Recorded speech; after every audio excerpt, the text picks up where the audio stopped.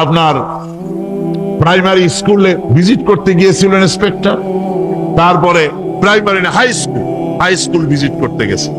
যায়া জিজ্ঞেস করছে ছেলেরা কি পড়ছো, বল ইতিহাস।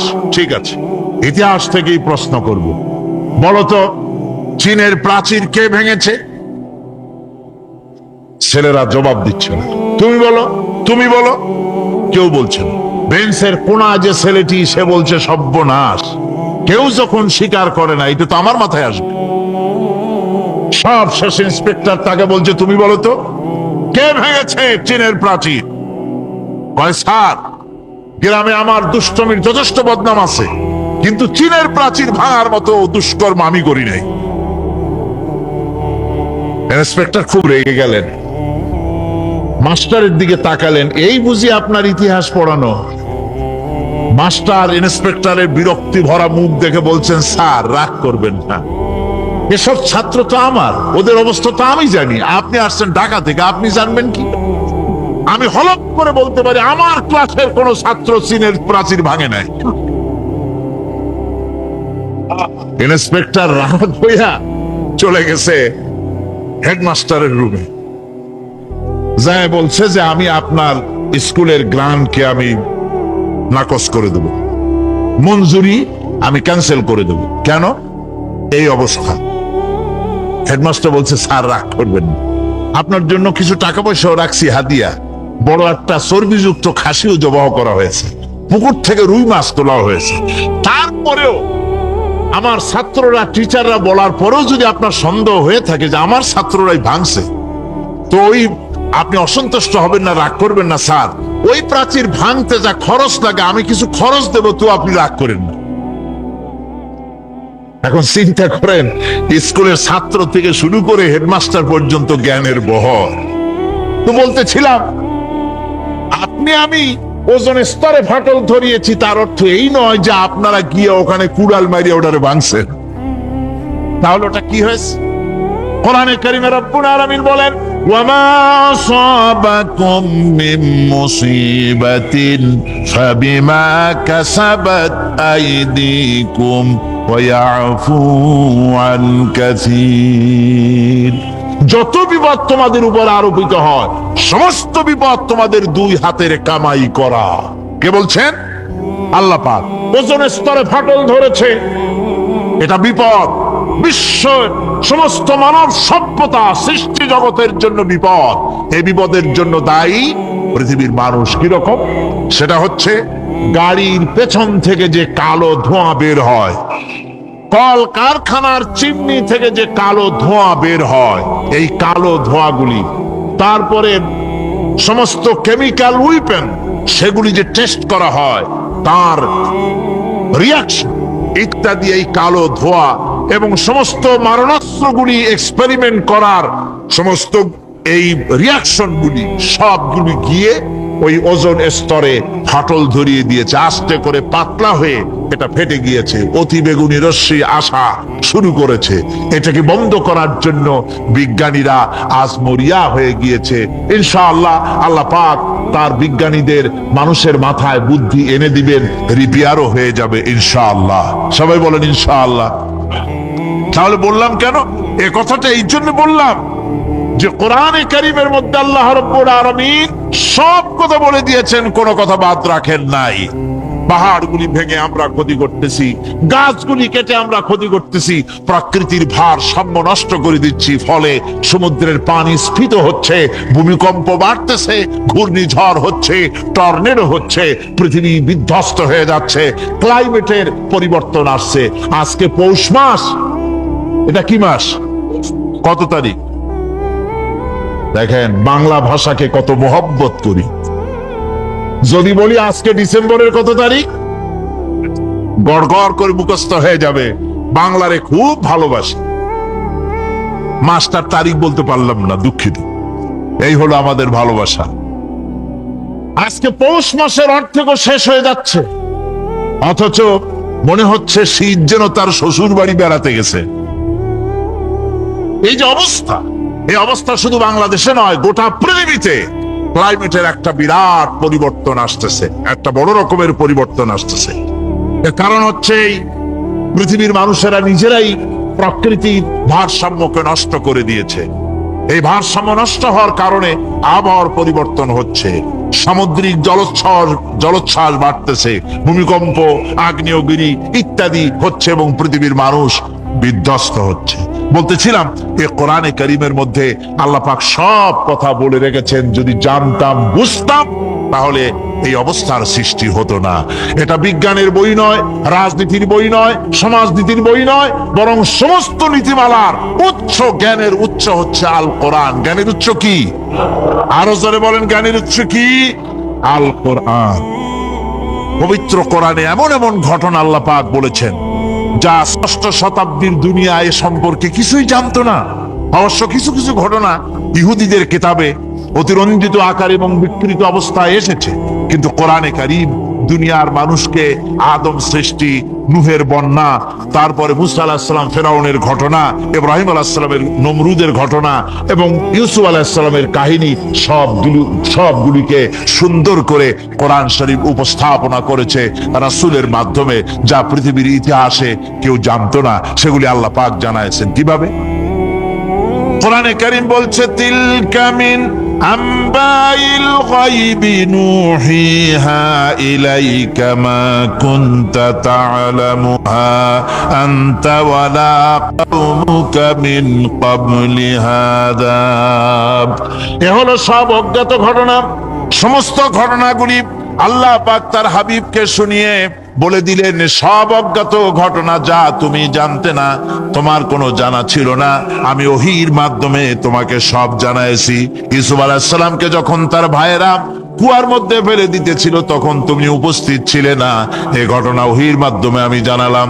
মুসা আলাইহিস সালামকে যখন ফেরাউন দরিয়ার ভিতরে ফেলে দিল, সেই সময় তুমি সিনাই পর্বতের পাশে দাঁড়িয়ে সব দৃশ্য লক্ষ্য করনি, অথচ আমি ওহীর মাধ্যমে সব তোমাকে খুলে খুলে বলে দিয়েছি। আল্লাহ পাক সমস্ত ঘটনাগুলিকে বলে বলে কোরআন শরীফের মধ্যে সব সাজিয়ে দিলেন, বলে দিলেন। তিনি বললেন, ওয়ামা কুনতা বিজানিবিল গারবি ইয কাদাইনা ইলা মুসাল আমরা ওয়ামা কুনতা মিনাশ শাহিদিন। ফিরআউন যে মুসার সঙ্গে যে ব্যবহারটা করলো, এ সময় সেখানে তুমি উপস্থিত ছিলে না, আমি ওহীর মাধ্যমে তোমাকে তা জানিয়েছি। كذلك نقص عليك من أنباء ما قد سبق وقد آتيناك من لدنا ذكرا। আল্লাহ পাক বলেন, এভাবে আমি আপনার কাছে অতীত ঘটনাগুলি ওহীর মাধ্যমে নিখুঁত ভাবে আপনার সামনে সব বলে দিয়েছি। আমার ভাইয়েরা, এই বিশ্বলোকে ঊর্ধ্ব লোক সম্পর্কে নির্ভুল তথ্য বর্ণনা আল্লাহ পাক করে দিয়েছেন কোরআনের মাধ্যমে। 1665 খ্রিস্টাব্দে স্যার আইজাক নিউটন তিনি আবিষ্কার করলেন মাধ্যাকর্ষণ শক্তিকে। এই মাধ্যাকর্ষণ শক্তি, ল অফ গ্রাভিটেশন, এ সম্পর্কে মানুষের এই থেকে কিছু জানলো, কিন্তু আজ থেকে 1400 বছর আগে আল্লাহ রাব্বুল আলামিন তার উম্মি নবী, যিনি কোনো বিজ্ঞানাগারে লেখাপড়া করেন নাই, কোনো সায়েন্স রিসার্চ করেননি, যিনি কোনো কলেজ ইউনিভার্সিটিতে পড়াশোনা করেননি, তার মাধ্যমে জানিয়েছেন মাধ্যাকর্ষণ শক্তির কথা। কোরআন বলছে, ইন্নাল্লাহা ইউমসিকুস সামাওয়াতি ওয়াল আরদা আন তাজুলা। এই পৃথিবী এবং সমস্ত গ্রহ উপগ্রহকে আল্লাহ পাক বলছেন, আমি এমন এক শক্তি দিয়েছি যে শক্তির মাধ্যমে একটা আরেকটাকে আকর্ষণ করে রাখছে। এই পৃথিবীতে মাধ্যাকর্ষণ শক্তি শুধু পৃথিবীর নাই, সূর্যের আছে, মঙ্গলের আছে, নেপচুনের আছে, ইউরেনাসের আছে, বৃহস্পতির আছে। প্রত্যেকটি গ্রহের আলাদা আলাদা মাধ্যাকর্ষণ শক্তি আছে, আর এই শক্তির বলে একটা আরেকটাকে টেনে ধরছে, যাতে করে বিচ্ছিন্ন হয়ে না যায়, যাতে করে ধ্বংসপ্রাপ্ত না হয়। এগুলি আল্লাহ পাক এই তথ্যগুলি কোরআনে কারীমের মধ্যে বলেছেন। ফলে মরিস বুকাইলির মতো লোক, যিনি ফরাসি দার্শনিক, তিনি বলেছেন দুনিয়ার সমস্ত বিজ্ঞানীদের থিওরি হচ্ছে এই, যে বিজ্ঞানের কোনো থিওরি ফাইনাল নয়। আজ একটা হচ্ছে, কাল সেটাকে পরিবর্তন করে নতুন আরেক থিওরি আসতেছে। কিন্তু কোরআনে কারীমের মধ্যে আমি কে বলতেছেন এ কথা? না না না, মরিস বুকাইলি বলছেন কোরআন শরীফের ভিতরে আমি যে বিজ্ঞানের তথ্য পেয়েছি, থিওরি পেয়েছি, তার কোনো পরিবর্তন আজও হয় নাই, ভবিষ্যতেও হওয়ার কোনো সম্ভাবনা নাই। মরিস বুকাইলি মনে করেছিলেন বেদ আর বাইবেলে যেমন ভুল আছে, কোরআন শরীফে ওই রকম ভুল আছে, নাউজুবিল্লাহ। সেই জন্য তিনি আরবি শিখলেন কোরআন বোঝার জন্য, ভুল ধরার জন্য। কোরআন শিখলেন কি জন্যে? ভুল ধরার জন্য। আর এমন শেখা শিখছেন, ওই আরবি শিক্ষা মানে আমাদের দেশের লোকদের মতো আনাকুম জানাকুম শেখে নাই, ভালো করেই শিখছে, ভালো করেই মুখস্থ করেছে, তার ভালো করে আরবি শিখেছেন, তারপরে কোরআন শরীফ পড়েছেন, তারপরে তিনি এ কোরআন পড়ে তেলাওয়াত করে বুঝে এরপরে তিনি বই লিখেছেন the Bible, the Quran and science. এই বইয়ের মধ্যে তিনি পরিষ্কার লিখেছেন কোরআন পড়লাম, এর ভিতরে একটা নকতা দেওয়ার, একটা কলমের ফোঁটা দেওয়ার জায়গা কারো নাই। কোরআন নিঃসন্দেহে মহান স্রষ্টা আল্লাহ রাব্বুল আলামিনের মানুষের বানানো কিতাব, এটা হতে পারে না। সুতরাং কোরআন শরীফের মধ্যে আল্লাহ পাক সব কথা বলে দিয়েছেন। বিজ্ঞানের সাথে কিন্তু কোরআনের সংঘর্ষ নাই। অনেকে মনে করে যে বিজ্ঞান আর কোরআন এর মধ্যে বিরাট সংঘর্ষ। না, বিরাট সংঘর্ষ নয়, দুই একটা পয়েন্টে সংঘর্ষ থাকতে পারে। অধিকাংশ ব্যাপারই বিজ্ঞান, আমি মনে করি বিজ্ঞানের আবিষ্কার যত বাড়বে, কোরআন বোঝা মানুষের জন্য তত সহজ হবে। এটা আমার ধারণা, এটা আমার ধারণা। বিজ্ঞানের সাথে দুই একটা পয়েন্টের উপরে সংঘর্ষ আছে, যেমন চন্দ্র এবং সূর্য সম্পর্কে, সৌরজগৎ সম্পর্কে Copernicus, Kepler, Galileo, Newton, Einstein মহাশূন্য সম্পর্কে যে সব বক্তব্য রেখেছেন, সেসব বক্তব্যের সাথে কোরআন শরীফের কিছুটা বৈপরীত্য রয়েছে। যেমন কেউ বলেছেন সূর্য ঘোরে, পৃথিবী স্থির, কেউ বলে সূর্যের চতুর্দিকে পৃথিবী ঘোরে, কেউ কয় চন্দ্র ঘোরে, কেউ কয় আমরা কি আর বসে থাকি, আমরাও ঘুরি। কিন্তু আসলে ঘোরেটাকে কে ঘোরে, এ ফয়সালা কে দেবে? কে দিবে বলুন তো? হ্যাঁ, ঠিক বলেছেন, আল্লাহই দিবেন, কারণ এগুলি সৃষ্টি করেছেন কে? এবার শুনুন, এই বিতর্কের মীমাংসা আল্লাহ পাক করছেন কোরআনে কারিমে বহু আগে। গ্যালিলিও, কেপলার, কোপারনিকাস এদের বলার অনেক আগে বিশ্বনবী জনাবে মুহাম্মদ রাসূলুল্লাহ সাল্লাল্লাহু আলাইহি ওয়াসাল্লাম তিনি বলে দিয়েছেন, আল্লাহর কথা তিনি বলেছেন, লাশ-শামসু ইয়ামবাগি লাহা আন তুদরিকাল কামারা ওয়ালাল-লাইলু সাবিকুন নাহার ওয়া কুল্লুন ফি ফালাকিন ইয়াসবাহুন। প্রবল জ্ঞানী হইবে যাহারা, আপন মনেতে বুঝিবে তাহারা, রাত্রি পারে না আগে যাইবার দিনের স্থান করি অধিকার। চন্দ্র বাঁধে না সূর্যের গায়েতে, সূর্য পারে না চন্দ্রকে ধরিতে। যার যে স্থান বহাল রাখিয়া ভ্রমণ করিছে খোদাকে ডরিয়া। আল্লাহ রাব্বুল আলামিনকে ভয় করে সব ঘুরছে, চাঁদও ঘোরে, সূর্য ঘোরে, মঙ্গল ঘোরে, ইউরেনাস ঘোরে, বৃহস্পতি ঘোরে, পৃথিবীও ঘোরে। সব ঘুরছে তো ঘুরছেই, বন করে ঘুরছে একটা নির্দিষ্ট কক্ষপথে, আপন আপন কক্ষপথে ঘুরছে, যার ফলে অ্যাক্সিডেন্ট হয় না। সুবহানাল্লাহ, জোরে বলেন সুবহানাল্লাহ। নির্ধারিত কক্ষে ঘুরছে,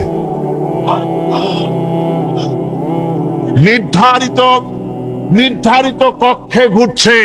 এর কক্ষগুলি আল্লাহ পাক ঠিক করে দিয়েছেন, সেই কক্ষে ঘুরতেছে, একে অপরের পথ অতিক্রম করতেছে না। আবার ওই মহাশূন্যের ভেতরে রয়েছে ব্ল্যাক হোল। ব্ল্যাক হোল কি? ব্ল্যাক হোল হচ্ছে একটা বিরাট অন্ধকার গহ্বর, একটা মৃত্যুকূপ। এত বড় বিরাট ব্ল্যাক হোল মহাশূন্যে আছে, বিজ্ঞানীরা হয়রান হয়ে গেছে। তার এত বড় শক্তি, সে শুধু তারা খায় না, কোন তারকা ঘুরতে ঘুরতে যদি তার কাছে এসে যায়, তারাকে খেয়ে ফেলে। কোন আলো যদি কাছে আসে, আলো শুষে নিতে নিতে আলো যার থেকে এসেছে সেটাকেও শেষ করে ফেলে। এ ধরনের একটা দারুণ আকর্ষণী শক্তি তার মধ্যে আল্লাহ সৃষ্টি করেছেন। একটা ব্ল্যাক হোল আছে মহাশূন্যের ভিতরে, সূর্য চন্দ্র গ্রহ নক্ষত্র, যে সূর্য পৃথিবীর চাইতে 13 লক্ষ গুণ বড়, এমন 2 কোটি সূর্য খাইয়া হজম করতে পারে এত বড় ব্ল্যাক হোল আল্লাহ তৈরি করে রেখেছেন মহাশূন্যের উপরে। রয়েছে মিল্কি ওয়ে, রয়েছে গ্যালাক্সি, অন্তত 10,000 কোটি, 10 সহস্র কোটি তারকা দিয়ে সমৃদ্ধ গ্যালাক্সি মিল্কি ওয়ে, যেটা অন্ধকার রাত্রে তারকা সজ্জিত রাতে উত্তর দক্ষিণ দিকে টানা একটা পথের মতো দেখা যায়। এটা হচ্ছে গ্যালাক্সি, এইটাকে বলা হয় মিল্কি ওয়ে। এটা হচ্ছে ছায়াপথ। অসংখ্য তারকার মধ্যে রয়েছে। কত বড় বড় তারকা, অনেক দূরে, তাই আমরা দেখি বিন্দু বিন্দু। আসলে কি বিন্দু না, কত বড় জানেন? বিজ্ঞানীরা বলেছেন দৈত্যের মতো বিরাট বিরাট তারকা আছে, যে সূর্য পৃথিবীর চাইতে 13 লক্ষ গুণ বড়। এরকমের সূর্যে অন্তত 3 কোটি সূর্য খাইয়া হজম করতে পারে, এরকম অসংখ্য তারকা মিল্কি ওয়ের ভিতরে আল্লাহ সৃষ্টি করেছেন। সুবহানাল্লাহ বিহামদিহি, সুবহানাল্লাহ। আর মানুষ লাফায়, 4 আঙ্গুল মানুষ খালি লাভ দেয় মোষ কতগুলো রাখিয়া।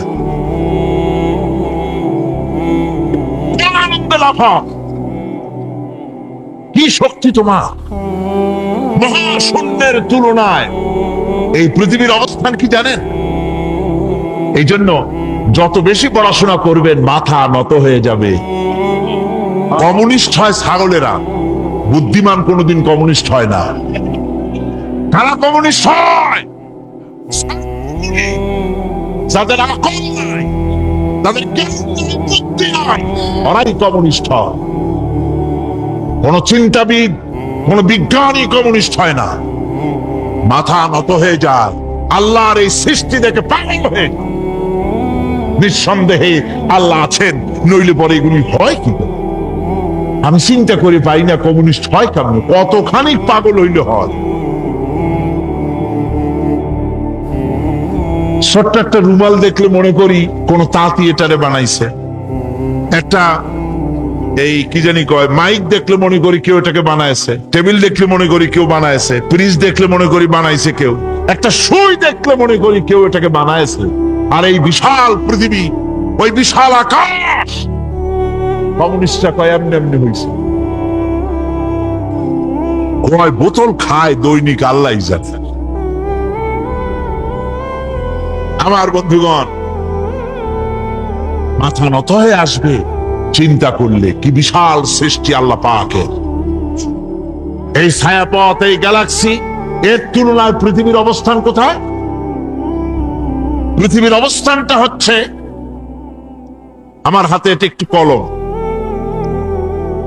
এই কলমটা কাগজের উপরে আমি যদি এই নিপটা রাখি, কাগজের ভিতরে নিপে যতটুকুন জায়গা টাচ করবে, মহাশূন্য গ্যালাক্সি মিল্কি ওয়ে, আল্লাহর ওই মহাশূন্যের তুলনায় পৃথিবীর অবস্থান একটা কলমের নিপে যতটুকুন জায়গা নেয় এর থেকে বেশি নয়।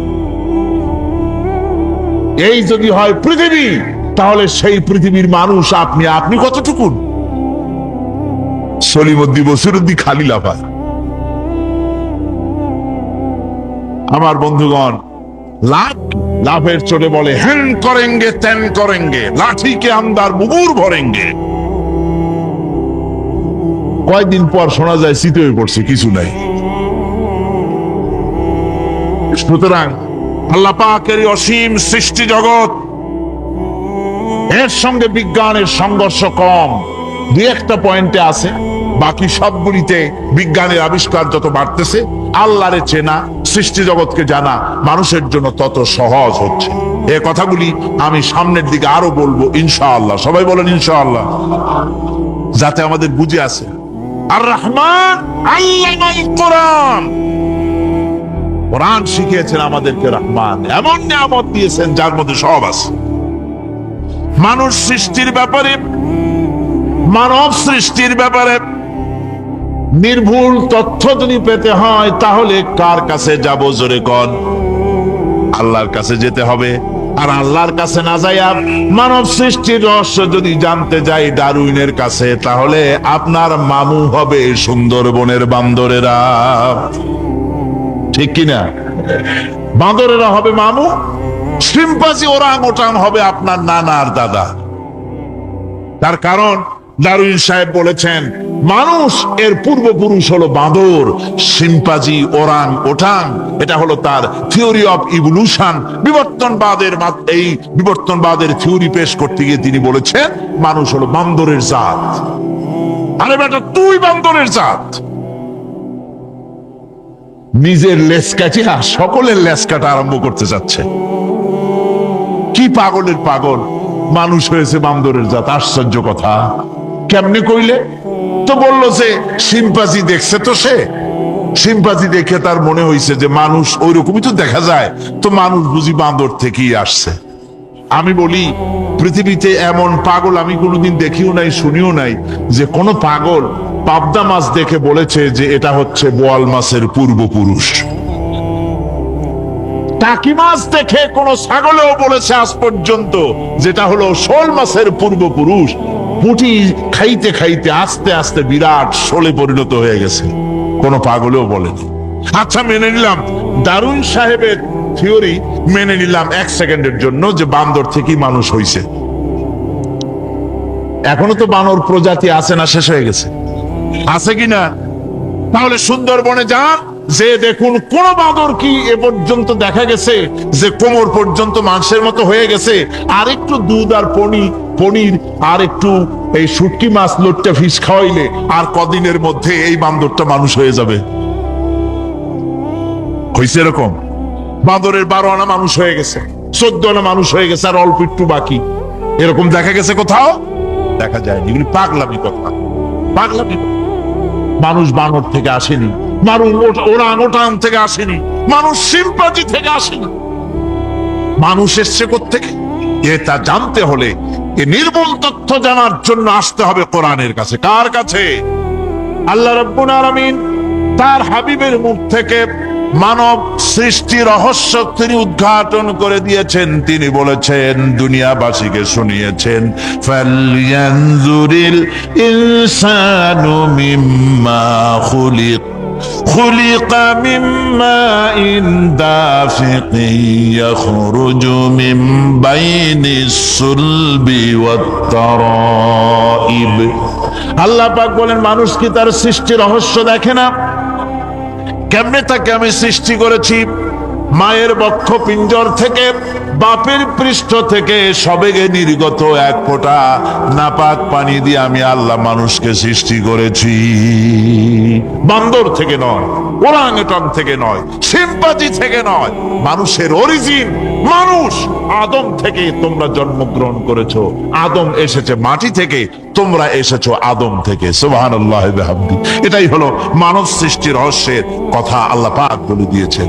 অন্যত্র আল্লাহ বলেন, ইন্না খালাকনাকুম মিন তুরাবিন সুম্মা মিন নুতফাতিন সুম্মা মিন আলাকাতিন সুম্মা মিন মুদগাহ।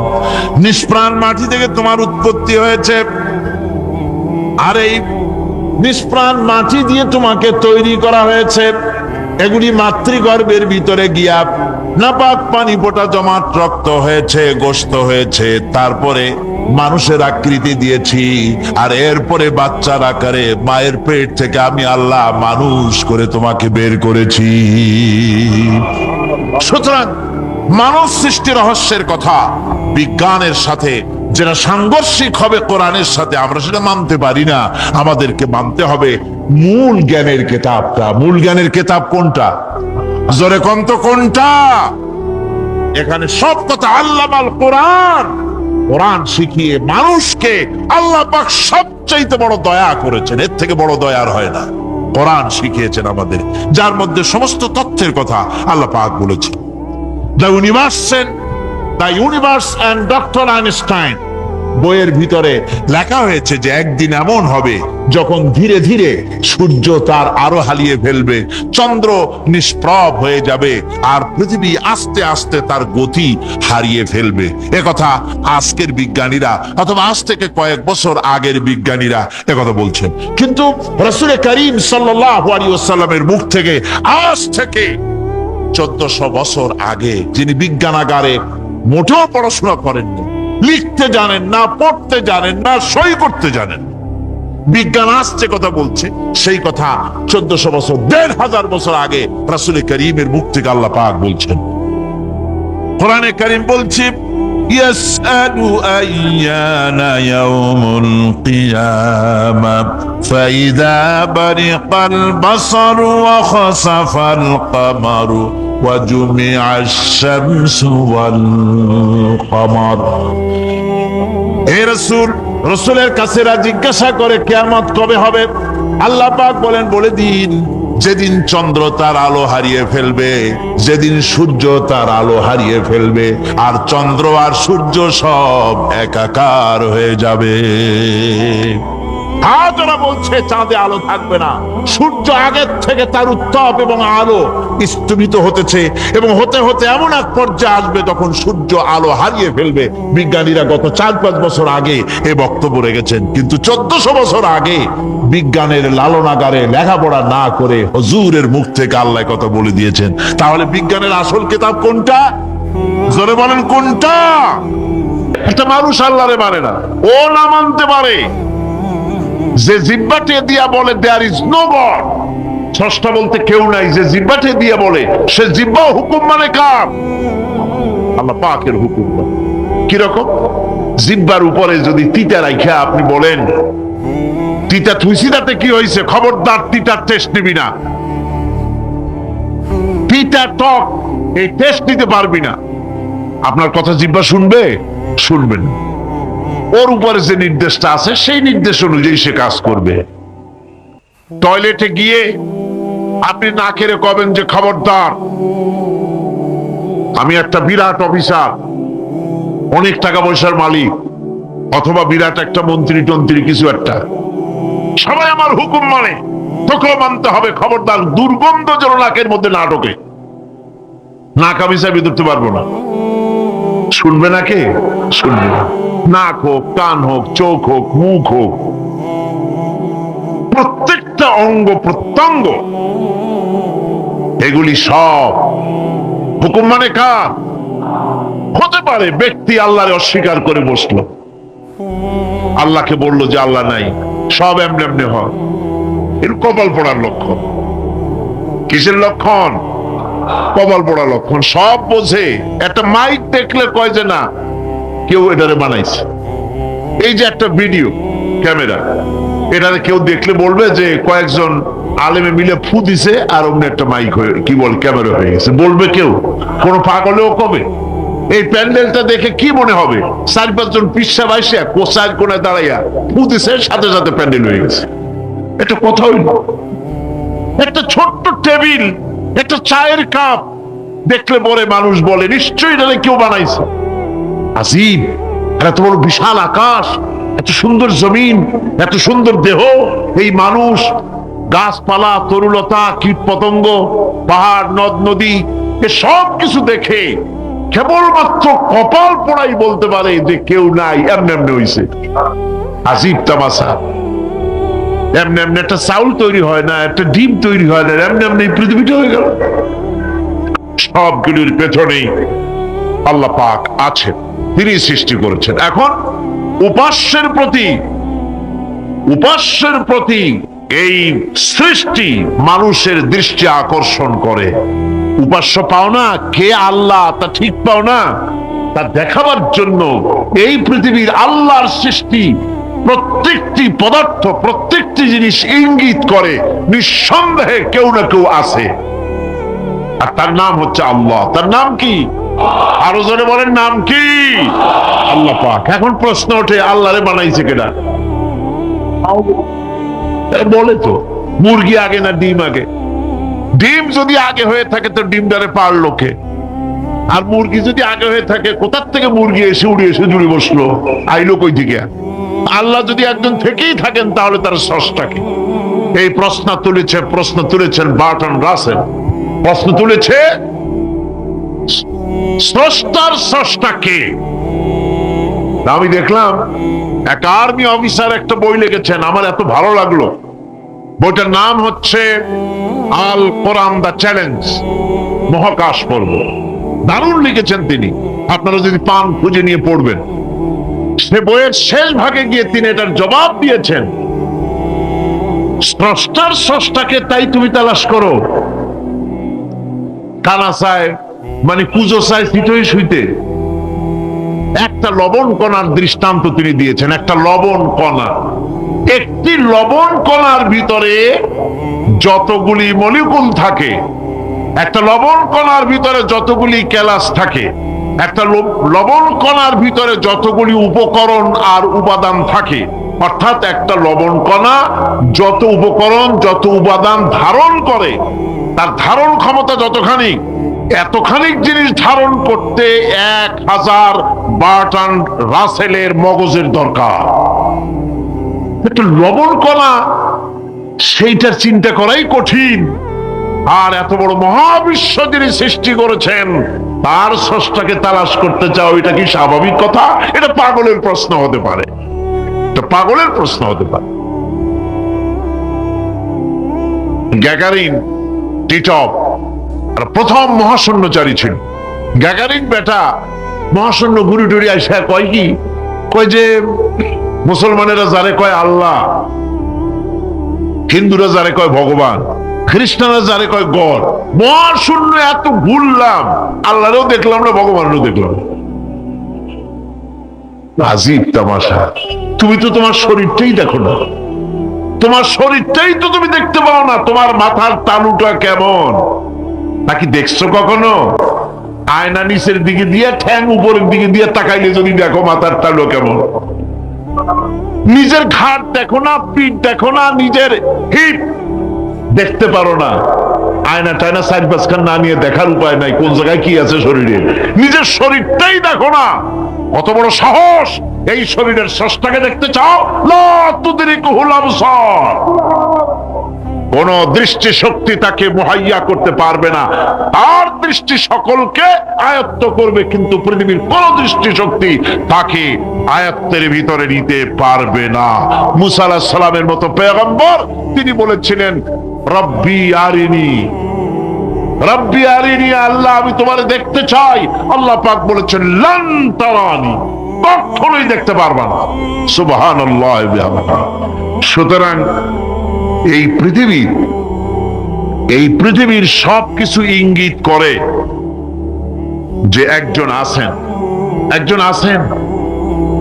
এই ফুলের সৌন্দর্য যিনি দিলেন, ফুল দেখা যায়, সৌন্দর্য দেখা যায়, কিন্তু গন্ধ দেখা যায় না।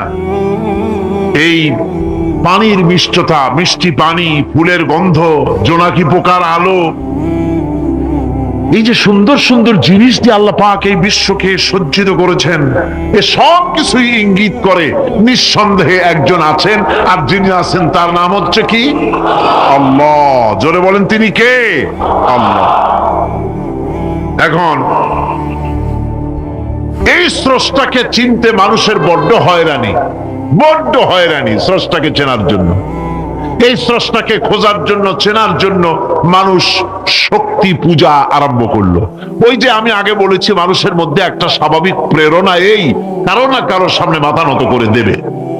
সেজন্য মানুষ, কেউ তো আগুনকে পূজা করলো, আগুনের ভিতরে শক্তি আছে বলে আগুনের সামনে মাথা নত করে দিল, পাহাড়ের সামনে মাথা নত করে দিল, মূর্তি বানাইয়া মূর্তির সামনে মাথা নত করলো, কাঠের মূর্তি, মাটির মূর্তি বানাইয়া তার সামনে মাথা নত করে দিল। এগুলির সামনে যদি তুমি মাথা নত করলে, এগুলি কি মাছির মতো একটা ছোট্ট প্রাণীও বানাতে পারবে? এই চ্যালেঞ্জ কার? আল্লাহ পাকের। কোরআন শরীফে আল্লাহ পাক বলেছেন, নবী ওদের বলেন, ওরা কি মাছির মতো ছোট্ট একটা প্রাণী বানাতে পারবে? পারবে না। এমনকি ওদের সামনে যে খাদ্যগুলি রাখা হয়, মূর্তি টুর্তি বানায় সামনে যে খাদ্য রাখা হয়, এই খাদ্যের উপরে যদি মাছি পড়ে খাবারগুলি উড়াই নিয়ে যায়, অথবা ওদের নাকের উপর এসে যদি মাছি এসে পড়ে, এই মাছিটাকে এতগুলো হাত সাথে একটা টোকা দিয়ে একটা মাছিকে উড়াই দিতে পারবে না। পারবে? পারবে না। সুতরাং বুঝতে হবে, একথা বুঝতে হবে, স্রষ্টাকে তালাশ করতে গিয়ে মানুষেরা আগুনের পূজা করলো, পাথরের পূজা করলো, গাছের পূজা করলো, মাছের পূজা করলো, সাপের পূজা করলো, বাঘের পূজা করলো, শেষ পর্যন্ত সেক্সুয়াল অর্গান, এটার বাংলা করলাম না, এটারও পূজা করলো। এটাকে একটা শক্তির প্রতীক মনে করে এটার সামনেও মাথা নত করলো। বন্ধুগণ, মাটির পূজা করলো, জমিনকে নিজের মা মনে করে এটার পূজা করলো। অথচ আল্লাহ পাক পরিষ্কার করে বলে দিয়েছেন, লা ইলাহা ইল্লা আনা ফা'বুদুন, আমি ছাড়া কোনো ইলাহ নাই, আল্লাহ ছাড়া কোনো ইলাহ নাই। কোরআনে কারীম বলছে, ইন্নাল্লাযীনা তাদউনা মিন দুনিল্লাহি ইবাদুন আমসালুকুম। আল্লাহ পাক বলেন, আমাকে বাদ দিয়ে তোমরা যার সামনে মাথা নত করো, যার সামনে পূজা করো, অর্চনা করো, বন্দিগি করো, ওটা তোমার মতো আমার আরেকটি গোলাম। তুমি যেমন আমার গোলাম, ওটাও আমার গোলাম। একটু জোরে সরে জিকির করেন, লা ইলাহা ইল্লাল্লাহ, লা ইলাহা ইল্লাল্লাহ, লা ইলাহা ইল্লাল্লাহ। সুতরাং বোঝা যাচ্ছে আল্লাহ হচ্ছেন এক এবং একক। এই আল্লাহ সুবহানাহু ওয়া তাআলা তিনি বলছেন, আমাকে বাদ দিয়ে যার সামনে মাথা নত করো, ওরা আমার গোলাম। সূর্য কার গোলাম? চন্দ্র কার গোলাম? সাপ বলেন, বাঘ বলেন, আগুন বলেন, সব কার গোলাম? এগুলি সব কার কথা শোনে? আগুন যতই পূজা করেন, আগুনের মধ্যে আপনি পড়লে আগুন কি ছাড়বে? ছাড়বে না। তবে হ্যাঁ, আগুনের মালিক যদি বলে তাহলে ছাড়িয়ে দিবে, ঠিক কিনা? আমাদের দুনিয়ায় কোনো শত্রু থাকার কথা ছিল না। লক্ষ্য করুন, খুব বেশি লক্ষ্য করে কথা শুনবেন, তাহলে বুঝতে সুবিধা হবে। আলহামদুলিল্লাহ বলেন। আমাদের পৃথিবীতে কোনো শত্রু থাকতো না যদি আমরা শুধু মসজিদ নিয়ে পড়ে থাকতাম, যদি আমরা শুধু জিকির আজকার করতে থাকতাম, যদি আমরা শুধু জসনা জলুস আর গিয়ারা শরীফের মধ্যে নিজেদেরকে লিপ্ত করে রাখতাম, আমাদের কোন শত্রু থাকতো না। আমাদের শত্রু হলো কেন? শত্রু হয়েছে এই জন্য আমরা সাংস্কৃতিক অঙ্গনে ভাগ বসাইছি, আমরা রাজনীতির কলিজার মধ্যে হাত ঢুকিয়ে দিয়েছি, আমরা অর্থনীতি সমাজনীতির মধ্যে ঢুকে পড়েছি। আর এটা আন্দাজ ঢুকি নাই, আল্লাহ ঢুকাইছে। সুবহানাল্লাহ। তাই ওরা আমাদের শত্রু। কারা শত্রু? মওলানা আবুল কাসেম সিফাতুল্লাহ সাহেব তার বক্তব্যের মধ্যে কিছু কথা আলোচনা করেছেন। শত্রু কারা আপনারা নিশ্চয়ই চিনে ফেলেছেন ইতিমধ্যেই। চিনেছেন না? আল্লাহ পাক বলছেন, ওয়ালান তারদা আনকাল ইয়াহুদা ওয়ালান নাসারা হাত্তা তাত্তাবিআ মিল্লাতাহুম। ইহুদি আর খ্রিস্টানেরা কোনদিন তোমাদের উপরে খুশি হবে না। ওয়ালান, আলেমরা বুঝবেন লান কারে কয়। ওয়ালান, কখনোই ইহুদি খ্রিস্টানেরা তোমাদের উপরে খুশি হবে না যতক্ষণ পর্যন্ত তোমরা ইহুদি আর খ্রিস্টান না হয়ে যাচ্ছ। আমাদের মেয়েরা যদি ওদের মতো নগ্ন হয়ে কাপড় চোপড় ছেড়ে দিয়ে বিকিনি পরে যদি তারা সি বিচে দৌড়দৌড়ি করতে পারত, আমাদের মেয়েরা যদি ওদের মতো বব কাটিং চুল রেখে বেহায়া আর অশ্লীল হতে পারত, আমাদের পুরুষেরা যদি সব মাইকেল জ্যাকসনের মতো লারেলাপ্পা দিতে পারত, আমাদের জওয়ানেরা, তরুণেরা, শিক্ষাঙ্গনগুলি সব যদি বড় বড় কনসার্টে পরিণত হয়ে যেত, ঢোলের বাড়ির চোটে বাড়ির চাল উড়ে যাবে। এই অবস্থা যদি হতো, ইহুদিরাও নারাজ হইতো না, খ্রিস্টানেরাও নারাজ হইতো না। সব বলতো ইসলাম, এরা হচ্ছে মডারেট,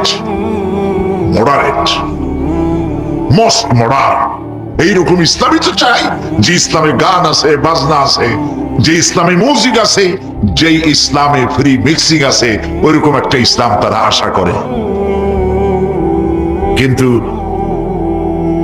সূর্য পশ্চিম দিক থেকে উদিত হতে পারে, মুসলমানেরা কোনোদিন খ্রিস্টান আর ইহুদিদের এই আশা পূরণ হতে দেবে না। প্রিয় ভাই সব, যুগ যুগ ধরে ইসলামকে ধ্বংস করার জন্য দুশ্মনেরা প্রাণ চেষ্টা করেছে, কখনো লাঠি দিয়ে, কখনো তীর আর তরবারি দিয়ে, কখনো কামান আর বন্দুক দিয়ে, কখনো হাইড্রোজেন বোম অথবা অ্যাটম বোম, পারমাণবিক বিস্ফোরণ দিয়ে মুসলমানদেরকে শেষ করতে চেয়েছে। মুসলমান কি শেষ হয়ে গেছে? সতীজা কর হ্যাঁ असल से ताइम रोज, सतीजा कर रहा है असल से ताइम रोज, चरागे मुस्तफा भी से शरारे बुलहबीस। সেই আবহমান কাল থেকে তারা চেয়েছে ইসলামকে দুনিয়া থেকে মিটাই দিতে। আবু জাহেল, আবুল হাবরা চেয়েছে ফু দিয়ে দ্বীনের নূরকে, ইসলামকে বিদায় করে দিতে, কিন্তু কেউ পারে নাই, ভবিষ্যতেও পারবে না। আদর্শ দিয়ে আদর্শের মোকাবেলা করতে চেয়েছে, ইসলাম কালজয়ী আদর্শ মোকাবেলা করতে চেয়েছে সমাজতন্ত্র দিয়ে, করতে চেয়েছে পুঁজিবাদ দিয়ে, করতে চেয়েছে ধর্মনিরপেক্ষ মতবাদ দিয়ে, করতে চেয়েছে নাস্তিক্যবাদ দিয়ে। কোন বাদ দিয়েই ইসলামকে ঠেকানো সম্ভবপর হয় না। অতঃপর সমাজতন্ত্র আর কমিউনিজমের যখন পরাজয় ঘটল বিশ্বব্যাপী, তখন পৃথিবীর মানুষের গন্তব্য ছিল কেবলমাত্র ইসলাম, আর কোনো পথ ছিল না। ইসলাম ছাড়া আর তাদের কোনো গন্তব্য ছিল না। সেই ইসলামের দিকে যাতে না আসতে পারে পৃথিবীর নির্যাতিত মানবতা, সেজন্য মুসলমানদের চির দুশ্মন ইহুদি আর খ্রিস্টানেরা সম্মিলিতভাবে তারা কামান, বন্দুক, অ্যাটম বোমার চাইতেও মারাত্মক এক অস্ত্র তারা তৈরি করলো। সেই অস্ত্রের নাম বলবো কি? কয়েকজনে বুঝেই ফেলেছে। সে অস্ত্রের নাম মিডিয়া, সে অস্ত্রের নাম। তাদের প্রচেষ্টায় গড়ে উঠল বিশ্বব্যাপী গুরুত্বপূর্ণ দুটো গণমাধ্যম, একটি হলো গ্লোবাল প্রিন্টিং মিডিয়া, আরেকটি হচ্ছে গ্লোবাল ইলেকট্রনিক মিডিয়া। বিশ্ববিখ্যাত সংবাদ সংস্থা রয়টার, এপি, এনা, এপি, সিনহুয়া, তাস, পিটিআই, ইউপিআই, যতগুলি নাম বললাম পৃথিবীর নাম করা সংবাদ সংস্থা, এর একটাও মুসলমানদের হাতে নাই। 80-র দশকে ইসলামিক নিউজ এজেন্সি নামে একটা নিউজ এজেন্সি তৈরি হয়েছিল জেদ্দায়, মুসলমানদের পক্ষে কথা বলার জন্য। মাশাআল্লাহ, কয়েক বছর যাইতে না যাইতেই ইসলামিক নিউজ এজেন্সি অফাত পাইল, তার কুলখানি আর চল্লিশা সব শেষ হয়ে গেল। এখন বিশ্বের তাবৎ গণমাধ্যম ইহুদিরা কন্ট্রোল করছে। আর ইহুদিদের সম্পর্কে আল্লাহ পাক তো আমাদেরকে চিনায় দিয়েছেন কে তোমার বন্ধু, কে তোমার শত্রু। ওয়ালাতাজিদান্না আশাদ্দান নাসি আদাওয়াতান লিল্লাযীনা আমানুল ইয়াহুদা ওয়াল্লাযীনা আশরাকু। আল্লাহ পাক বলছেন, হে নবী, গোটা পৃথিবীর বুকে মুমিনদের জন্য মানব গোষ্ঠীর ভেতরে দুটি সম্প্রদায়ের মতো জঘন্য মারাত্মক দুশ্মন আপনি আর পাবেন না। কে বলছেন? তার একটা হলো ইহুদি আর একটা হলো মুশরিক। এই ইহুদি আর মুশরিক তারা মিডিয়াকে হাতে নিল, তিলকে তাল বানাইলো। মিডিয়ার কাজই হচ্ছে তিলকে তাল বানানো আর তালকে অদৃশ্য করে দেওয়া। কথা বুঝতে পেরেছেন? এটাই হলো তাদের কাজ। এই মিডিয়ার মাধ্যমে বিশ্বের কোথাও কোনো বিস্ফোরণ হলে বলা হয় এটা করেছে কারা? বলেন কারা করেছে? মুসলমান। এ ছিল প্রিন্টিং মিডিয়া। এর থেকেও মারাত্মক হচ্ছে ইলেকট্রনিক মিডিয়া, আরো মারাত্মক। সেটি হচ্ছে এই ইলেকট্রনিক মিডিয়ার মাধ্যমে এর প্রভাব এত ভয়াবহ, আকাশ সংস্কৃতির মধ্য দিয়ে তারা একচ্ছত্র তাণ্ডবে দুনিয়ার ইসলাম আর মুসলমানদেরকে লন্ড ভন্ড করে দিচ্ছে, অশ্লীলতার সয়লাব বইয়ে দিচ্ছে। মুসলিম বিশ্ব নিজ ঘরে অসহায় হয়ে আজ বসে আছে। এসব মিডিয়াগুলির মধ্যে রয়েছে CNN, BBC, Star TV, GTV, DDI, ABCD, XYZ।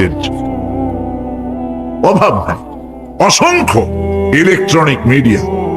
এই মিডিয়ার বদৌলতে ইসলামের জঘন্য দুশ্মনেরা কাশ্মীর, ফিলিস্তিন কিংবা চেচেন মুজাহিদদেরকে তারা উগ্রবাদী আর সন্ত্রাসী বলে দুনিয়ার সামনে মৌলবাদী বলে নিন্দিত করার জন্য প্রাণ চেষ্টা চালিয়ে যাচ্ছে।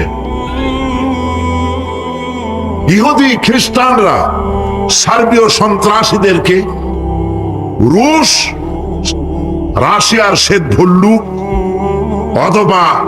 অথবা বিজেপির হায়নাদের অথবা অভিশপ্ত ইহুদিদের অকল্পনীয় সন্ত্রাসের বিরুদ্ধে তারা টু শব্দটাও করতেছে না, ঠিক কিনা? যত দোষ মুসলমানদের ঘাড়ে। সেই জন্য এক্ষেত্রে আমাদের দেশের বুদ্ধিজীবী যারা এবং বুদ্ধিজীবী নামের পরজীবী আর ভারতের উচ্ছিষ্ট ভোগী এক শ্রেণীর কলামিস্ট, ভারতের টাকায় পরিচালিত পত্রিকার মাধ্যমে বাংলাদেশকে পৃথিবীর সামনে হেয় প্রতিপন্ন করার জন্য আপ্রাণ চেষ্টা চালিয়ে যাচ্ছে। দুঃখ এখানে ইমানি শক্তির ঘাটতি থাকার কারণে বিশ্বে প্রায় 52টি মুসলিম দেশ থাকা সত্ত্বেও মুসলমানদের কাছে আজ মিডিয়া না থাকার কারণে তারা এতিম। আল্লাহ পাক আরো বলেন, ইজা শামসু কুবিরাত ওয়া ইযান নুজুমুন কাদারাত ওয়া ইযাল জিবালু সুজ্জিরাত। তারকাগুলি, সূর্যের আলো থাকবে না, নক্ষত্রগুলো স্থানচ্যুত হয়ে যাবে, কক্ষচ্যুত হয়ে যাবে, পাহাড়গুলিকে পরিচালিত করে দেওয়া হবে, কিছুই থাকবে না, সব শেষ হয়ে যাবে। বিজ্ঞানীরা আজ বলতেছে যে সব শেষ হয়ে যাবে, কিছুই থাকবে না, সব শেষ হবে। বিজ্ঞানীরা বলতেছেন, কোরআন অনেক আগে বলেছে, কুল্লু মান আলাইহা ফান ওয়া ইয়াবকা ওয়াজহু রাব্বিকা যুল জালালি ওয়াল ইকরাম। সব শেষ হয়ে যাবে, বিশ্বে যা কিছু আছে সব লয় হবে, ক্ষয় হবে, ধ্বংস হবে, কিচ্ছু থাকবে না, থাকবেন শুধু আল্লাহ সুবহানাহু ওয়া তাআলা। সুবহানাল্লাহ ওয়া বিহামদি। কোরআনে কারীম এ কথা বহু আগে আমাদেরকে জানিয়ে দিয়েছে। সুতরাং আসল জ্ঞানের কিতাবটাই হচ্ছে কোরআনে কারীম। এই কোরআনের কাছে আমরা যত যেতে পারবো, যত কোরআন বুঝতে পারবো, ততই আমাদের জন্য আমরা সমৃদ্ধ হতে পারবো। আমাদের উপর আল্লাহর রহমত আসবে, আমরা সমাজ চালাতে পারবো, আমরা দেশ চালাতে পারবো, আমরা দুনিয়ায় শান্তি পাবো, আমরা আখিরাতেও মুক্তি লাভ করতে পারবো। কোরআনে কারীম সমস্ত বিজ্ঞানের উৎস, দর্শনের উৎস। এইটা না জানলে কিছুই জানা হয় না, এইটা জানা হলে সব জানা হয়। পণ্ডিত আপনার ডক্টর শহীদুল্লাহ, আল্লাহ জান্নাত নসিব করুন, সবাই বলুন আমিন। তিনি বলতেন, বড় বড় সেমিনারে গিয়ে বলতেন তিনি, যে আপনারা যারা বক্তব্য রাখতে এসেছেন, জনগণকে বলছি না, যারা বক্তব্য রাখতে এসেছেন, MA পাস করেছেন, ডিগ্রি করেছেন, PhD করেছেন, এভারসিএস করেছেন, বহু কিছু ডিগ্রি আপনারা লাভ করেছেন, নামের আগে 6 হাত লম্বা ডিগ্রি আপনারা লাগাইছেন, আপনারা পণ্ডিত ঠিকই, কিন্তু এই কোরআন শরীফের জ্ঞান যদি আপনাদের না থাকে, আপনারা পণ্ডিত, তবে আপনারা মূর্খ পণ্ডিত। কি পণ্ডিত, কি পণ্ডিত? মূর্খ পণ্ডিত। ওরা বলে যে মৌলবীরা জানে কি, মৌলবীরা জানে কি? আরে ভাই, মৌলবীদের কাছে তো আসল জ্ঞান আছে। সুবহানাল্লাহ বিহামদি, এখানে সবটা আছে। আপনারা এখানে আসেন, এটা বিশ্বাস করলে আপনি সবটা পেয়ে যাবেন। কোরআন বিশ্বাস করতে পারলে, কোরআন জানতে পারলে আপনি সব জানবেন। কোরআনে কারীমের মধ্যে আল্লাহ পাক কত কথা বলেছেন। এর মধ্যে আছে আল্লাহ পাক বলেছেন, আফালা ইয়ানজুরুনা ইলাল ইবিলি কাইফা খুলিকাত। এই যে আমি উটগুলোরে বানাইছি, কেমনে বানাইলাম তোমরা কি দেখছো? উট কেমনে বানিয়েছি? মুফাসসিরিনে কেরাম এর উপরে অনেক আলোচনা করেছেন। তারা বলেছেন যে উট মরুভূমির জাহাজ, তারপরে উটের পিঠে একটা চুট আছে, কোন কোন উটের পিঠে দুইটা চুট আছে, মাঝখানে বসে একটারে হেলান দিয়ে আর একটা ধরে বসা যায়। আমি দেখছি দুইটা চুটওয়ালা উট, আফ্রিকান উট আমি দেখেছি, যে চুট সুবহানাল্লাহ, দেখলে অবাক হয়ে যেতে হয় যে আল্লাহর কি কুদরত। উটের পৃষ্ঠে দুইটা চুট, মাঝখানে আপনি বসবেন, পিছনেরটা একটা সোফা সেটের মতো, পিছনে হেলান দিলেন, আর সামনে যখন সে মরাল সম চড়াই উতরাই পথ দিয়ে নামা ওঠা করবে, তখন আপনি যেন পড়ে না যান সেজন্য সামনেরটা বুকের সাথে জড়ায় ধরবেন।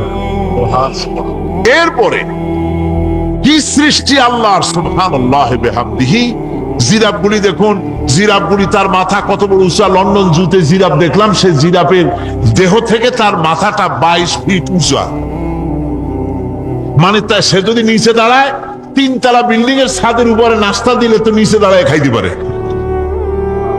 এই অবস্থা। সেই জিরাফে পানি খাবে কেমনে? মাথা হলো অত উঁচায়, পিছনের ঠ্যাং দুটা খাটো, সামনের ঠ্যাং দুটো উঁচা। এখন পানি খাবে কেমনে? ওই মাথা নামাইতে গেলে ঠ্যাং তো অনেক উঁচা। আল্লাহ পাক এমন সুন্দর ব্যবস্থা করলেন, সামনের দুইটা ঠ্যাং এভাবে সরায় দেওয়ার মতো। ও যখনই পানি খায় দেখলাম দুইটা ঠ্যাং অনেক ছাড়ায় দেয়, দুই দিকে ঠ্যাং চলে যায়, তখন মাথাটা সহজে নিচে নামায় আসে, পানি খাইতে পারে। এই সুযোগগুলি আল্লাহ সুবহানাহু ওয়া তাআলা তিনি করে দিয়েছেন। ওমা কুন্না আনিল খালকি গাফিলিন, আমি আমার সৃষ্টি জগৎ সম্পর্কে অমনোযোগী নহি। সুবহানাল্লাহ বিহামদি। ভল্লুকগুলি কি বিরাট বিরাট এক একটা ভল্লুক। শ্বেত ভল্লুক দেখেছি, কৃষ্ণ ভল্লুক দেখেছি, হাঁটতেছে মনে হয় যেন পায়ের তলায় হাফসুল করা, ঠিক জুতা পায়ের তলাটা যেমন দেখা যায় ওই রকমের তলাটা, গায়ে একেবারে পশম। লোক ওই বরফের দেশে থাকতো, সে শীত কষ্ট না পায় সেই জন্য আল্লাহ একটা কম্বল ওর গায়ে জড়ায় দিয়েছে, অটোমেটিক কম্বল। সুবহানাল্লাহ বিহামদি।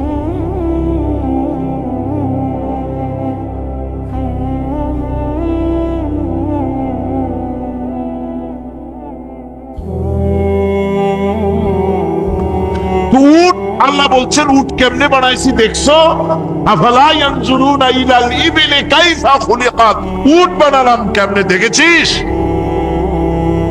মানুষ অবাক হলো, আল্লাহ এত কথা থুইয়া উটের কথা বলছেন। কারণ নানান রকম মানুষ বলল।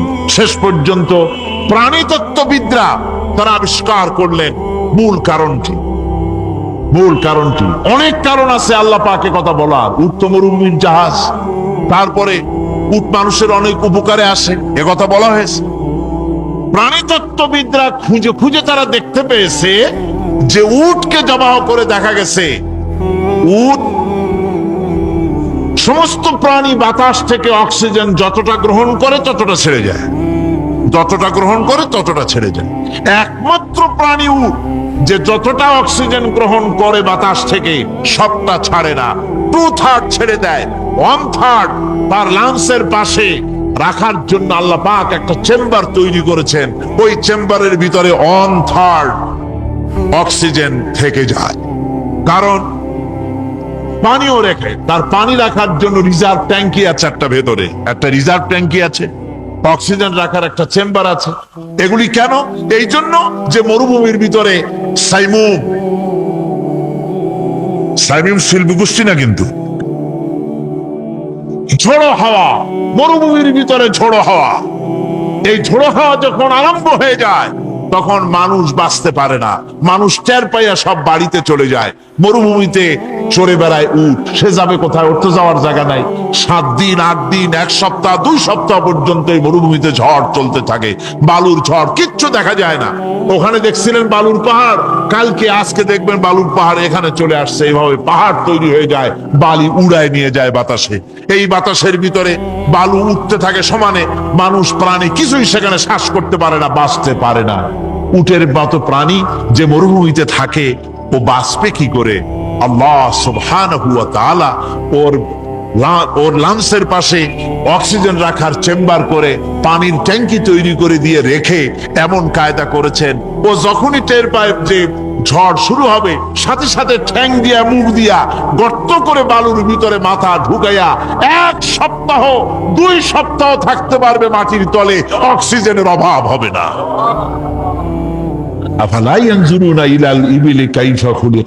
দেখো নাকি কিভাবে সৃষ্টি করেছি আমি এই সুন্দর উটকে, একবার দেখো, আর শুকরিয়া তোমার মাথা নত হবে। যত বড় কমিউনিস্ট হও, আল্লাহর জন্য সেজদা দিতে বাধ্য হবে যদি তোমার ঈমান এতটুকুনো থাকে। আমার ভাইরা, আল্লাহ রাব্বুল আলামিন অসংখ্য প্রাণী সৃষ্টি করেছেন এবং সবগুলির প্রয়োজন তিনি মিটিয়েছেন। সুবহানাল্লাহ পড়েন। দেখুন, সমুদ্রের ভিতরে তিমি চলতেছে, বিশাল তিমি। অনেকে দেখেন নাই, কেউ কেউ দেখেছেন, আমি দেখেছি তিমি মাছ, বিশাল তিমি। এই তিমি মাছ শত শত টন ওজন। একটা তিমি 150 টন, 250 টন, 500 টন, 1000 টন, বিরাট বিরাট ওজনের তিমি মাছ। এই তিমি মাছ পানির নিচে থাকে, আবার পানির উপরেও আসে। উপরে আসবে কেমনে, নিচে যাবে কেমনে এত ওজন নিয়ে? আল্লাহ সুবহানাহু ওয়া তাআলা তার পেটের ভিতরে লক্ষ লক্ষ গ্যালন পানি ধরে, হাজার হাজার গ্যালন পানি ধরে এরকম একটা রিজার্ভ ট্যাঙ্ক তৈরি করেছে। ও যখন ডুবতে চায় তখন পিঠের উপর থেকে ডালাটা উন্মুক্ত করে দেয়, গলগল করে সমুদ্রের পানি পেটের মধ্যে ঢুকতে থাকে। পানিতে ভরে গেল, শরীরের ওয়েট দারুণ ভাবে ওয়েট ক্যারি করলো, তখন সে আস্তে করে সমুদ্রের তলায় ডুবে গেল। আবার যখন সে শ্বাস প্রশ্বাসের জন্য, অক্সিজেনের জন্য সমুদ্রের উপরে উঠতে চায়, তখন ডালাটা খুলে দিয়ে পাম্প দেয় নিজের শরীরে। পাম্প দিলে পরে তার ভিতর থেকে রক্ষিত পানির ফোর্স এত উঁচা হয়, অন্তত 10 মাইল দূর থেকে সেই পানির ফোয়ারা দেখা যায়। তিমি মাছের এই অবস্থা দেখে মানুষ তৈরি করেছে সাবমেরিন। আমি সাবমেরিনেও চড়েছি, দেখেছি দ্বিতীয় বিশ্বযুদ্ধে যে সাবমেরিন ব্যবহার করা হয়েছিল, পোর্টসমাউথে সেই সাবমেরিন আমাকে দেখানো হয়েছে, আমি দেখেছি। তাতেও ঠিক একই কায়দায় পানি ভরে পানির তলায় যায়, আবার ওঠার সময় পানি ছেড়ে উপরে চলে আসে। তিমি মাছ থেকেই মানুষ এটাকে গ্রহণ করেছে। মানুষের শিক্ষার জন্য অগণিত প্রাণী আল্লাহ সৃষ্টি করেছেন বিজ্ঞানের সাথে, তাই কোরআনের সংঘর্ষ নাই। বিজ্ঞান মানুষকে যত বেশি আবিষ্কার করবে, বিজ্ঞান কোরআন বোঝা মানুষের জন্য তত সহজ হবে। আর আপনারা যত জ্ঞানী হবেন, কোরআন যত পড়বেন, মাথা তত নত হবে। তুলা গাছের ফল যত পাকে, তত গাছ কি হয়, ডালগুলো কি হয়, উপরে উঠে যায়। বোঝেন না কেন? তুলা গাছ নাই আপনাদের দেশে? তুলারে কি কয় চট্টগ্রাম? তুলা গাছরে কি কয়? তুলা গাছ। তুলা গাছের ফল যত পাকে, তত গাছের ডাল কি হয়, যখন কাঁচা থাকে তখন নিচে থাকে, ডাল ঝুঁকে পড়ে, আর পাকলে পরে উপরে উঠে যায়। আর আম গাছের ফল যত পাকে, তত ডাল কোথায় যায়? নিচে যায়। যারা মানুষের তৈরি করা এই সমস্ত জ্ঞানে যারা সমৃদ্ধ হয়, তারা ওই তুলা গাছের মতো আস্তে করে যতই জ্ঞানে বৃদ্ধ হয়, ততই ডাল উপরের দিকে যায়, জ্ঞান তত হালকা হয়। আর কোরআন আমের মতো, কাঁঠালের মতো, মানুষের উপকারী এমন এক ফলের মতো, যত পাকে, যত পড়ে, জ্ঞান যত সমৃদ্ধ হয়, ততই আল্লাহর সামনে মাথা নত হয়ে যায়। মানুষের কাছে জ্ঞান খুবই সংক্ষিপ্ত জ্ঞান। মানুষের কাছে অমা উতিতুম মিনাল ইলমি ইল্লা কালিলা, খুব সামান্যতম জ্ঞানই তোমাদেরকে দেওয়া হয়েছে, বেশি জ্ঞান আমাদের কাছে নাই। সবচাইতে বড় জ্ঞানের উৎস আল্লাহ সুবহানাহু ওয়া তাআলা। জ্ঞানের উৎস হচ্ছে কোরআনে হাকিম। সেই কোরআন থেকে আল্লাহ পাক দয়া করে আমাদেরকে কোরআন শিখিয়েছেন। জোরে কোন সুবহানাল্লাহি বিহামদিহি। এই কোরআনের সব কথা আল্লাহ আর রহমান আল্লামাল কোরআন, আল্লাহর সবচাইতে বড় দয়া আমাদেরকে কোরআন শিখিয়েছেন। জোরে কোন সুবহানাল্লাহ। কোরআন নাজিল হয়েছে আরবি ভাষায়। কেউ কেউ বলতে পারেন যে কোরআন আমরা বুঝি না। ভাই, কেন বোঝেন না? বুঝি না এই কারণে, যেহেতু কোরআন আমার মাতৃভাষা নয়। জবাব দিতে পারে, কিন্তু এই জবাব কি কিয়ামতে ধোবে টিকবে? যদি ফেরেশতা জিজ্ঞেস করে কোরআন বুঝেছো, বলে না কোরআন বুঝি নাই। কেন বুঝো নাই? যেহেতু এটা আরবি ভাষা তাই বুঝি না, ওটা আমার মাদার ল্যাঙ্গুয়েজ না, এই জন্য বুঝি নাই। ফেরেশতা যদি পাল্টা প্রশ্ন করে যে তুমি তো ইংরেজি খুব ফটর ফটর করতে পারতা, তো আরবি যদি তোমার মাদার ল্যাঙ্গুয়েজ না হয়, তাহলে ইংরেজি তোমার কোন দেশি ফাদার ল্যাঙ্গুয়েজ কও সেটা আগে। এটা তুমি বুঝলা কেমনে? তার মানে হচ্ছে আমরা চেষ্টা করি নাই। কোরআন আল্লাহ তাআলা আরবিতে নাজিল করেছেন এই জন্য যাতে আমাদের বুঝতে সহজ হয়। সুবহানাল্লাহ বলবেন না? আল্লাহ তাআলা বলছেন ইন্না আনজালনাহু কুরআনান আরাবিয়্যান লাআল্লাকুম তাকিলুন। নিঃসন্দেহে এ কোরআনকে আমি আরবি ভাষায় নাজিল করেছি এই জন্য যাতে করে তোমাদের বোধগম্য হয়, যাতে করে তোমরা বুঝতে পারো।